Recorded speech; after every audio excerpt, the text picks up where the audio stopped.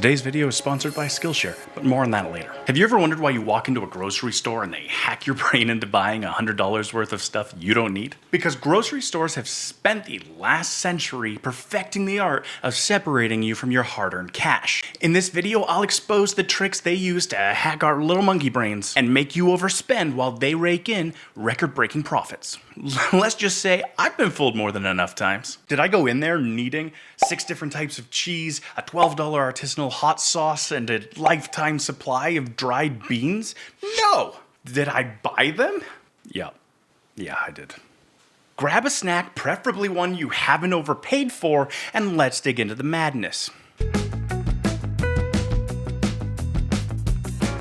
Once upon a magical time, grocery stores were simple. You went in with your little list, you handed it to the fella behind the counter, and it was his job to go and get the things. And you waited while he fetched the flour and the sugar and the questionable 1916 canned meats. It wasn't designed to mess with your head, it was designed to sell you food. In fact, in 1859, when the Atlantic and Pacific Tea Company expanded into groceries and later became the largest chain store in the world, they had a specific policy. Their clerks were required to recommend to you items on your list that had alternatives that were cheaper. They were there to save you money with their expertise. Wouldn't that be nice?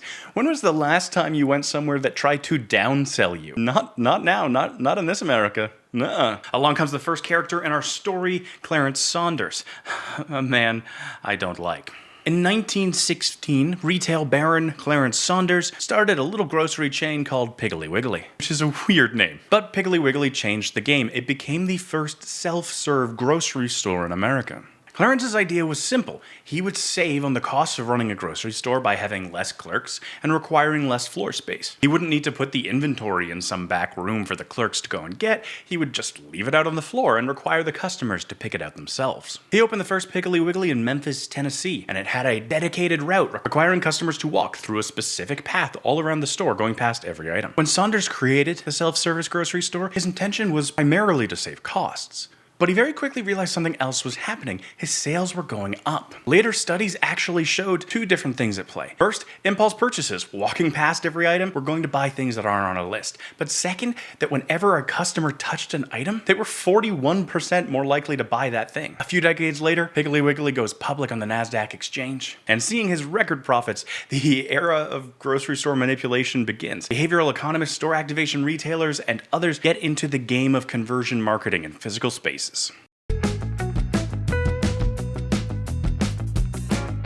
Let's start off with one that's been around since the 1920s and that you've probably heard a little bit about in popular culture. We kind of summarize it as the milk at the back of the store trick. It might seem kind of innocent at first. After all, we're putting the perishable items in the back of the store near the refrigeration units. That just makes sense. Except we maybe did that one on purpose. No, it was on purpose. The things that you need to buy in a grocery store are always placed as far away from the entrance as possible and as far away from one another. This comes back to this 1920s study that said we should optimize for footsteps in store and dwell time in store, because the longer you stayed in store and the further you traversed, the larger your cart size was. And that's the metric that grocery stores go by. They don't go by customer satisfaction, they don't go by ticket sales, they don't go by repeat customers, anything like that. The only thing that most grocery stores track today is what is the average dollar size of your cart. Now, this might not seem like a lot. You're probably thinking to yourself, how much could walking around the store more change my purchases? I'm an adult,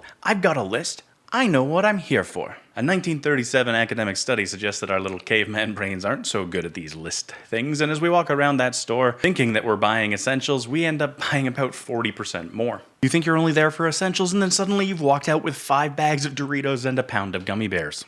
Which is absolutely a college breakfast of champions after a night out. But one of the biggest changes that also came in 1937 was the introduction of the shopping cart. We eliminated the idea of basket fatigue, of shoppers getting tired for carrying around all their groceries. And we gave them carts to make them purchase more. And depending on the region, that changed purchasing from 40 to 60%. Initially, the expectation was that customers were just buying a longer time's worth of groceries, and instead of shopping weekly, maybe they would shop bi-weekly. But while the customers were buying 40 to 60% more in their cart, carts, they were visiting just as frequently. And a study in 2011 found that the larger the cart size, the largest the purchase size is, with almost no limit. This exponential relation apparently works up right up until you have the customer pushing a giant dolly, which some surplus stores do.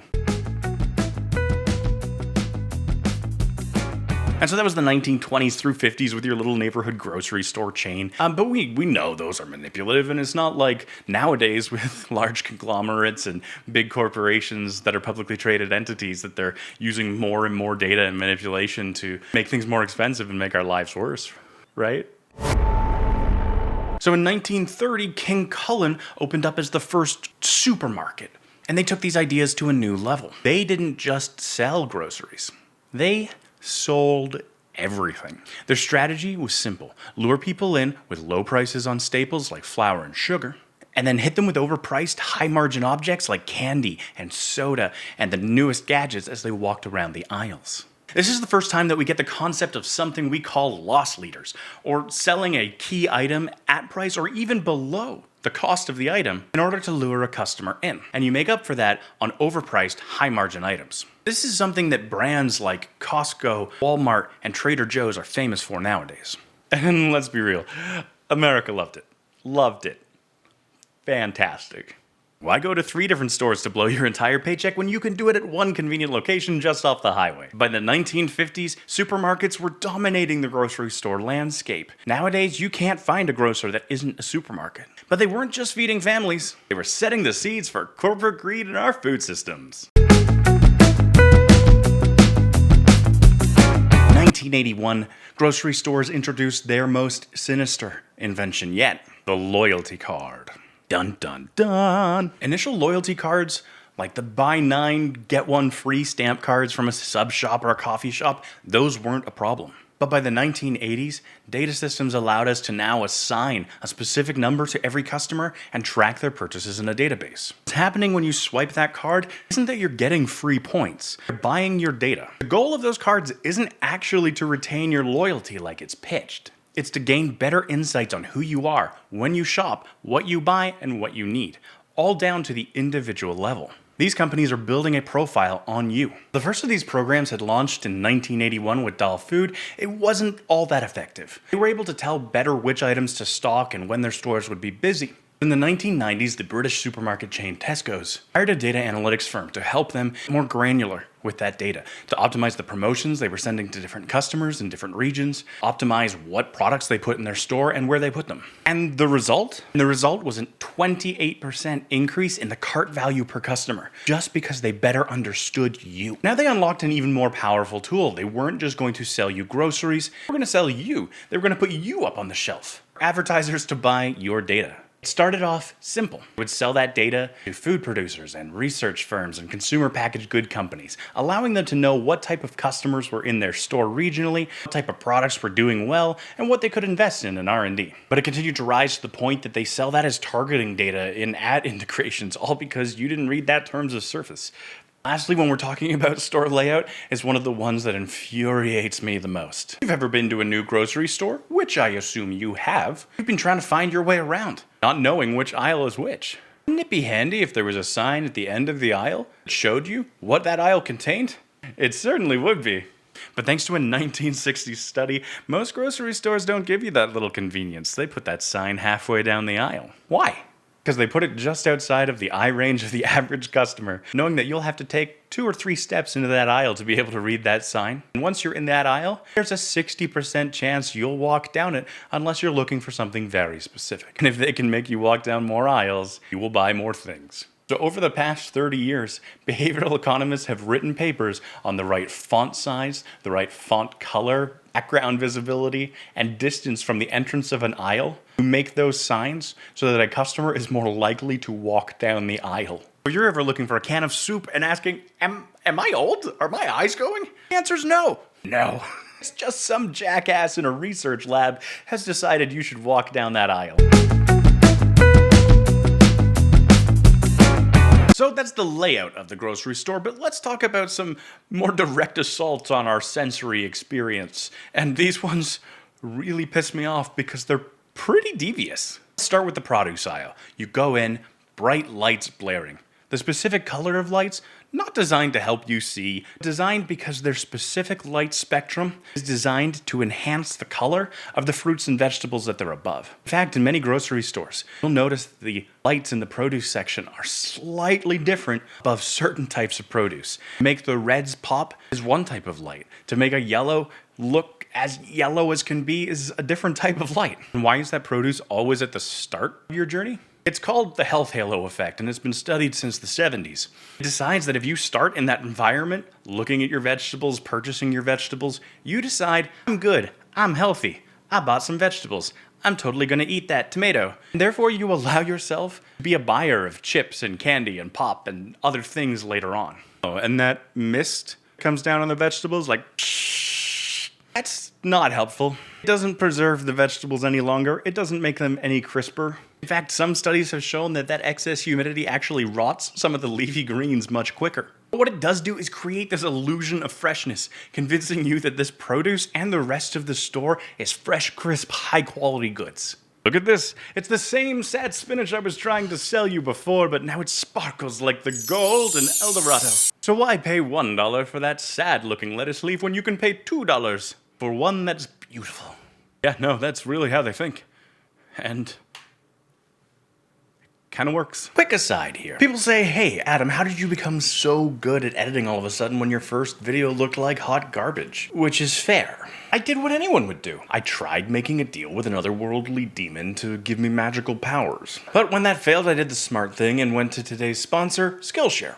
Skillshare is the largest online community for creatives with thousands of classes led by industry experts from film editing to productivity to design and development. Now look, I'm picky when it comes to sponsors. Sure, I would love to offset the cost of egregiously priced stock footage to put more of it in my videos. But I end up saying no to most sponsors because their products just aren't good. But the reason I'm telling you about Skillshare is because I'm a real user, and it's what's allowed me to start this new hobby and bring my great nerd dives to life in a way that, doesn't suck. In a few short weeks, I went from low quality videos to better understanding how to film, how to edit, and how to write my work. And Skillshare was a huge part of that. That's why I was thrilled at their specific sponsorship and the fact that it comes with a promotion just for my viewers. The first 500 people to click on the link below in my description get a 1-month free trial of Skillshare. So get started today. If you're like me and wanted to start a new hobby or a new side hustle, upgrade your business, or just spark some creativity and find something new to learn about and enjoy this new year, I'm pretty sure you'll stick around. So thanks to Skillshare for sponsoring this video, and with that, let's get back to talking about why grocery stores are greedy, evil, and horrible. Now let's meander to the next section in our journey, wafting through the smell of fresh baked goods, breads and pies and cookies galore. Why spend the resources baking that bread in store rather than in a factory? Because that pleasant smell is grade A weaponized feelings. Times baking cookies with grandma, fresh pies on a summer day, nostalgia, comfort, grandma's kitchen, everything good. Those pleasant aromas actually drive us to buy more. Part of it is that they're giving us these warm fuzzies, but another part is that they're making us hungry. And when we shop, when we're hungry, we buy more. That's why the sections with the strongest aroma, the hot food counter and the bakery, are always in that first leg of your journey in a grocery store. It's not because that's the ideal placement for them as goods, it's because when you walk in, you smell them, and you get hungry. It has gotten even worse than that. These stores have realized they don't even need to bake the cookies anymore. The same companies that design signature scents for hotel chains to keep them consistent and familiar have actually gotten into doing the same for food service. Places like Subway, Cinnabon, and Panera Bread have for quite some time had artificial signature scents made that are pumped into each location to smell like fresh baked goods all day long, even when they're not baking. But now even big box stores and chain supermarkets like Whole Foods and Walmart have started to use these scent dispersal systems to give a consistent fresh baked goods smell, even when they're not baking that day. It's not just smell. They found a way to weaponize our ears as well. It's music. You thought that slow jam elevator music was just there to keep you from losing your mind on aisle 7 due to the mundanities of your stay-at-home life and your minivan? No, it doesn't care about your household problems. It's there because in 1982, the Journal of Marketing Science published an article saying that people listening to slow music shop about 20% slower. And if you move more slowly, you purchase more. Shoppers who were exposed to slow music spent on average 18% more. 18% more! Next time you hear Barry Manilow crooning Can't Smile Without You across the speaker at your grocery store, no, it is not for your ears, it is a love ballad to your wallet. Think about that for a moment. Some market researcher somewhere in a lab is DJing your shopping experience, making you a little marionette, and Celine Dion is pulling the strings. Oh, and those cute little shopping carts for kids, the ones that make them feel like little people? That's just the grocery store being fun? No. Kids are notoriously bad drivers. Chaotic, terrible, slow. They move through an aisle like molasses through sand. Giving your kids their own cart rather than putting them in one means three things. One, you move slower through the store. Two, your kid is having fun, less likely to throw a temper tantrum, and less likely to make you leave. And three, perhaps the worst one of all, now your kid is at eye level with the bottom shelf where all the colorful cereals and candies and kids' goods are sold, making it more likely that you're going to hear, "Mom, please, can I have it? This one has marshmallows. We've got Feastables," making you more likely to buy out of guilt. Average customer which had a tiny cart with them, while their average cart cost increased by 8% because they moved slower and were more likely to buy bottom shelf goods. Those tiny carts aren't toys. Those tiny carts turn your child into a walking salesman. Every sensory trick is designed to overwhelm our little reptilian brains that haven't evolved beyond sensory experience. It works every time. It's not marketing, it's psychology, and it breaks us. Like a dumb version of Pavlov's dog. You ring the bell and we will buy. We're going to talk about all the tricks in designing a grocery store to manipulate that little brain of ours. We're going to have to talk about end caps. End caps are these displays at the end of aisles or in the middle of a section, highlighting goods for sale, highlighting the latest candy, the latest pasta sauce, whatever.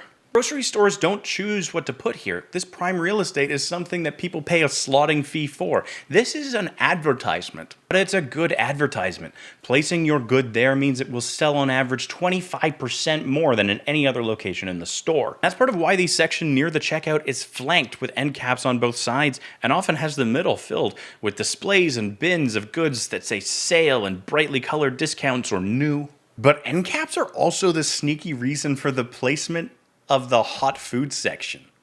What? Let's think about it. You can't go in shopping with an entire rotisserie chicken just sitting dripping in your cart for an hour. And somehow, quite inconveniently, your shopping trip never seems to end with a hot food section. It's not at the exit of the store. It's not near the cash registers. As you come out your final aisle, you have to walk all the way back to that hot food section, walking down the infamous corridor of end caps. Not once, but twice, because you've got to come back with that chicken to go to the checkout. 2008 study found that for regional chains of grocery stores, those end cap sales, which are often their most high margin impulse products, actually accounted for 9% of all profit the chain made. Even though it's not a large chunk of revenue, it is some of the highest margin goods a grocery store will sell. And so they will do everything they can to make you walk past it multiple times. This is the bread and butter of that grocery store. Maybe you notice all these designs seem optimized from a bygone era, like they're out of the 1960s. The staple menu seems to be bread and milk and cheese. That's because it is. Grocery stores are still optimized for the old-fashioned retailer. Your coupon clipping granny who's still buying those things as she wheels her cart and her flyer around the store each week. They don't need to change the store layout for a new generation of Instacarting, app-buying, delivery-loving millennials. They get us in different ways. Digital price tags, for example. While these are still rolling out in many places, these are dangerous. While the basic versions display a price and are used to track through RFID tags your movement around the store, some of them can even use surge pricing, like an Uber app, to change the price based on lifetime demand, either in that store or in the region's supply chain. Saw eggs for $3 a dozen in the morning? Maybe you check later that evening and they're now $5 for that same set of eggs. More and more retailers are exploring dynamic pricing, from fast food chains to grocery stores. This is a reality that's probably coming our way. So why should you care about any of this. Because it's not just about groceries, although that's kind of a pain too. Prices are up 40% in the past few years because of inflation, but we're still getting gouged on the other side by profiteering. More and more, it's about trust. It used to be when we walked into a retailer, we knew what the transaction was. We were buying a good for a certain price, they were giving us that good. But now it's a different story. They're tracking us and monetizing us, our data, our behavior. We're no longer engaged in a simple transaction of A and B that we know and understand. That loyalty card, that golden ticket to discounts, that no longer just tracks you for them to optimize the store. They sell that to third-party retailers. I can go into ad markets like Google's DoubleClick and take out digital ads advertising a frozen pizza. Now, not only can I display that ad to people who bought frozen pizza at a grocery chain, I can often change the picture of the ad dynamically based on the type of pizza you buy. If previously you bought Hawaiian or veggie or pepperoni, I can make sure that when you see that ad, it's a photo that's optimized to your specific preferred type of pizza, making you infinitely more likely to buy. Your targeting data is one of the most valuable commodities that grocery stores have, and you probably don't know they're doing that. Every time you swipe that card, your store learns a little bit more about you. What you buy, when you shop, what you had for breakfast. But they are so good at this. They don't just use it for previous history, they use it to predict what you will buy next, tailoring their apps, tailoring their advertisements and emails to you. 5 years ago, Target got in a lot of trouble with consumer protection agencies when it started sending targeted ads for baby food and diapers to a family who wasn't expecting a baby. They later found out that their teenage daughter was, however, pregnant, and because she swiped the family loyalty points card when she was buying pregnancy tests and prenatal vitamins, Target was able to tell that she was pregnant and start catering the ads to that family. Think of how insane that is for a moment. Target knew this woman was pregnant before her own family did. That's the invasive power of this purchasing data. So you might think you're wandering the aisles and you might think, hey, I don't have a loyalty card, I'm okay. But the reality is that there's a number of ways that stores track you even when you don't think it's at an individual level. Most shopping carts and baskets contain RFID tags. These tags are detected by scanners in every single aisle, indicating how long consumers spend loitering around certain products. Have you ever walked through the condiments aisle and wondered why the hell are there 87 types of ketchup? Who's buying this? Who's eating these? Who cares? No one. No one's buying a lot of that ketchup. Some of those are just lost brands. Both grocery stores and manufacturers have realized that if they put a large variety of something on a shelf, especially if there's weird flavors, it can make you stop at those shelves and go, why would anyone put that there? I'm just going to buy the basic Heinz ketchup. And even if you didn't come into that store looking to buy ketchup at all, the very fact that you go, I would just buy the basic Heinz, makes you more likely to pick up ketchup while you're there. Anything that a retailer can do to get you to stop and look at products, ask questions, think, hey, that's weird. Spend more time in the aisle just makes you more likely to buy. These concepts are highlighted in the book Predictably Irrational by Dan Ariely, who's considered the father of modern-day behavioral economics. Ariely points out that the human brain is irrational, but predictably so. We fall into predictable patterns, making the same mistakes again and again. Because our brains are flawed. We are not the perfectly logical creatures that we try to be. Ariely's example of price anchoring says that we need comparatives to be able to understand that something is a good deal or that we want a specific subcategory of something. By introducing more ketchups in the ketchup aisle, we become more likely to buy the basic ketchup. Here's the big picture. Grocery stores are watching everything you do, what you buy, when you shop, how long you spend in each aisle, and if you pick up certain items or not. They know every bit of data from your loyalty card to your Wi-Fi connection to your app to your email, everything about you. And they're using that data to make them billions. When you add all these little optimizations together, top-line revenue for many supermarket chains is up over 400% in the last 2 decades, while their profit margin has also expanded an additional 15%. And that's all while consumers have felt the squeeze of inflation on everyday food items. Grocery stores have spent decades perfecting the art of making you spend. And they're really good at it. But here's the thing, you can fight back. While knowing all these tricks won't make you impervious to them, just like knowing how advertising works doesn't make you impervious to seeing a hot, delicious pizza on a commercial and ordering one. You can fight back. You can make some changes that make you less likely to make these impulse purchases, and studies have shown this does bring down your annual grocery bill by a lot. First off, use a basket, not a cart. Baskets are less likely to have RFID tags, but you're also going to experience that basket fatigue of carrying around groceries. You're less likely to make big impulse purchases. Stick to a list when possible. I mean, it sounds like ridiculous advice to pre-write a list, but studies have shown that actually when we have a list and we stick to it, our grocery bills drop annually by 25%. That's a lot of savings. And depending on the layout of your grocery store, shop in the opposite direction. Wherever that hot food counter is, start at the opposite end. Go to the far end, start there, and work your way back to the hot food and produce. By working against the grain, on average you save 12% by missing out on some of the optimizations that they've set out on that path. Avoid the Endcaps. There's nothing good there. You don't need that. It's like that shadowy bit in Lion King. Everything the light touches is your kingdom, but you must never go to the elephant graveyard of Endcaps. No good comes of that. Leave your kid at home. Look, I love my kid, but I'm already slow, impulsive, and a sucker for chocolate chip cookies. I do not need more of that energy with me when I'm shopping. And lastly, use cash for your purchases. Not only are you going to have less tracking about you at an individual level, but studies have shown that handing over cash is much more painful than swiping a card. If you're handing over $12 in cash for that fancy kombucha drink, you're going to start questioning your life choices. And honestly, if you're buying kombucha, you should probably just question your life choices anyway. Like, just drink water or drink something that actually tastes good. What are you doing? At the end of the day, grocery stores are playing chess while our broken little monkey brain is in the corner eating the checkers pieces. But now you've got some tools to level the playing field a little bit. Does it matter? No. Not much, but now and then you'll save $1 or $2. If not, you've got an interesting story that you can tell at parties to get everybody angry at big groceries. Although maybe that's why I'm not invited to too many parties. Maybe that's not what normal people do at parties.